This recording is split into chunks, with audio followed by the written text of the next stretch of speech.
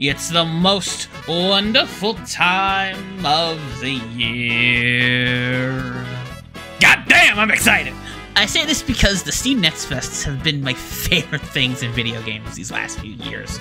It takes two of my favorite things in the video game space, indies and demos, and combines them both to make a week-long cavalcade of experimental goodness that you don't see anymore because the reality of game development means taking resources off of the main game's development to make a version of the game or build of the game that will be very quickly made obsolete anyways. That's way more pessimistic than I intended it to be. Still, I don't care about those practical reasons because I love them just so goddamn much. And let me tell you, I found some good ones, and one I'm filing under the could use some work, but I like the cut of its jib. As per usual, I'm Mahmoud Adnan, and I'm here to tell you what's good about the Fall 2023 edition of the Steam Next Fest. We are kicking off spooky season right.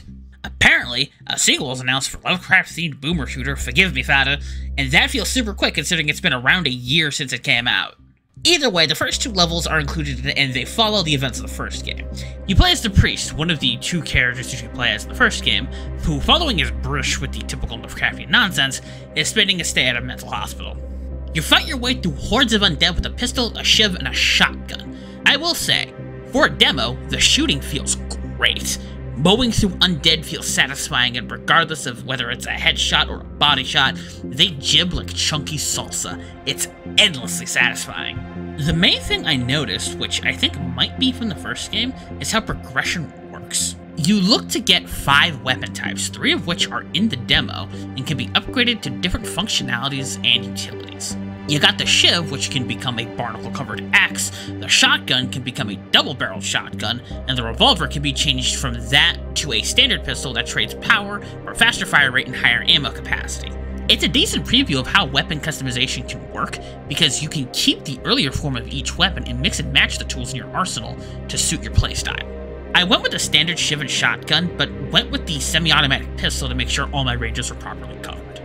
There's also a collection of pages that can be acquired, and up to 3 of them at a time can be equipped. There's only one available, which converts a percentage of your damage to lifesteal. I like the idea on paper, but it felt a little weak. Since it's a demo, I hope it gets changed to make the pages feel more noticeable in effect.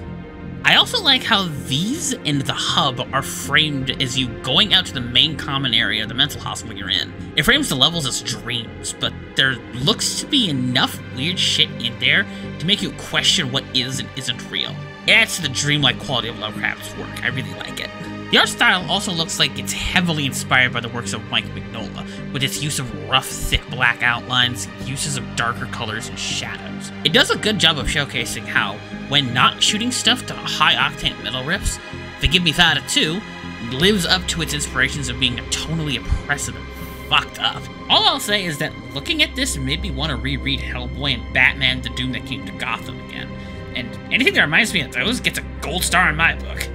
Forgive Me Fada 2 makes a small but noticeably good first impression, and it's a good thing I won't have to wait much longer because this one's coming out next week, just in time for the Halloween festivities to get the ball rolling. I'm adding it to my to-watch list.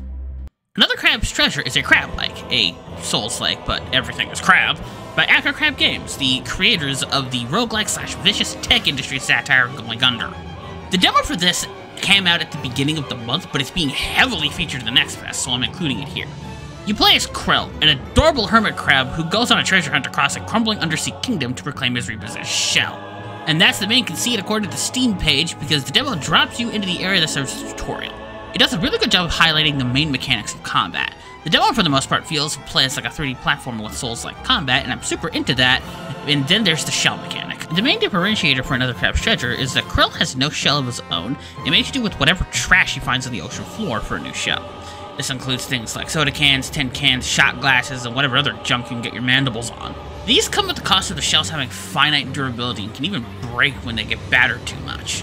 This adds a level of resource management and friction, not unlike Breath of the Wild and Tears of the Kingdom with weapons. But here, it's framed as not being the primary mode of defense being stripped from you, as you can still dodge enemy attacks. This leads to some interesting back and forth encounters in combat where you can parry with your shell, the shell breaks, you get some hits in, you run away, and then you get a new shell from a different spot, rinse, repeat. It's a neat loop and it ties into combat wonderfully. This also ties into how the demo wants to showcase what Another Crab's Treasure aims to be, a more accessible Souls-like for newer players. While I'll admit that these games, especially from Software's output in particular, are more about persistence than anything else, sometimes people just want to play a game about a cute hermit crab trying to get its shell back. Aggro Crab, as a result, has made several accessibility options ranging from standard stuff like increasing and decreasing parry timing windows, shells regaining health between combat encounters, having less health on shells because why not make the game harder for yourself, and my personal favorite, replacing your shell with a fucking gun! That's as ridiculous and amazing as it sounds. There's also a surprising amount of platforming in here, which I don't like too much because it means that the level design can be more vertical, which opens the way for more interesting areas to explore, which I'm totally cool with. Even with the added accessibility options, the demo for Another Crab's Treasure was hard. Surprisingly so, in fact. While I managed to get through the first area of the demo, the second one kicked my ass. But I welcome it because I'm now more excited for this one than I was before the demo dropped. I cannot wait for it to come out in early 2024. This one right here was a demo I actually played the most of. Jusant, interestingly enough, was developed by Don't Nod of Life is Strange fame. Normally I would not bat an eye because they make games that people tend to really like, but the thing that's different between their previous output and what the demo of Jusant showcases is that, with the exception of Vampire, which, fun fact, I didn't know they made until I started researching for the script, all of their games, from the first 2 seasons of Life is Strange and Tell Me Why, were all Telltale-style narrative-driven adventure games where the choices end up shaping the narrative. Jusant, by contrast, is a gameplay-first rock-climbing style platformer that uses more subtle forms of storytelling to build the world up. The main conceit is that you are a young person trying to climb a massive tower, and that's about it. There are no greater narrative hooks, you just climb. But that doesn't mean that there isn't any narrative at all in Jusant, the look of it.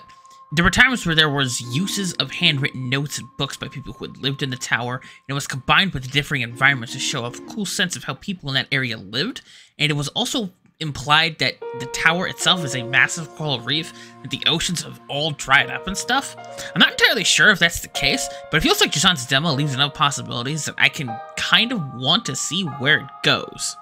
But we can talk narrative theories when the game drops. I'm here to talk about the actual gameplay. Jusant is a platformer. I think the footage illustrates that pretty clearly, but the way it goes about that is the interesting part. Jusant's controls take some getting used to because you use the left and right triggers to grab onto handholds, and the left stick to send your free hand into a direction to grab. It feels a bit awkward at first, but you get used to it quick. So quick, in fact, that I was beelining it up the rock faces pretty goddamn fast. Once you get the controls down, there are small wrinkles introduced in the forms of different traversal challenges like broken handhelds, ledges that need to be jumped to, a finite number of pinots to stick into walls to keep climbing higher, constantly having to manage the stamina, etc. If all that sounds really stressful, don't worry, it isn't. It's actually quite soothing once you get things down pat, because you enter a flow state that allows you to just go from one rock climbing section to another and in rapid succession, and it feels really nice. This looks to be a game of vibes and solving climbing puzzles, and I think that sold me more on Jusant than anything, which is saying a lot considering that I wasn't into their previous works, but it's more because I prefer my games to tell their stories through game mechanics, but that's purely a me thing. I won't have to wait too long for this one either, because it comes out on October 31st. That's right, Halloween release date! And that was some of the stuff that stuck out to me the most during this most recent Next Fest. There were some other things, like Wizardrum and Phantom Fury, but I left them off this list because I didn't want this to be too FPS dominated. I hope all of these come out and continue to rock our collective socks off, because I really can't wait to see some of these games in full, and I really can't wait for the next Next Fest. And that'll be it for this video. Thank you very much for watching. Don't forget to like, comment, and subscribe if you liked what you saw here. And as usual, have a wonderful day.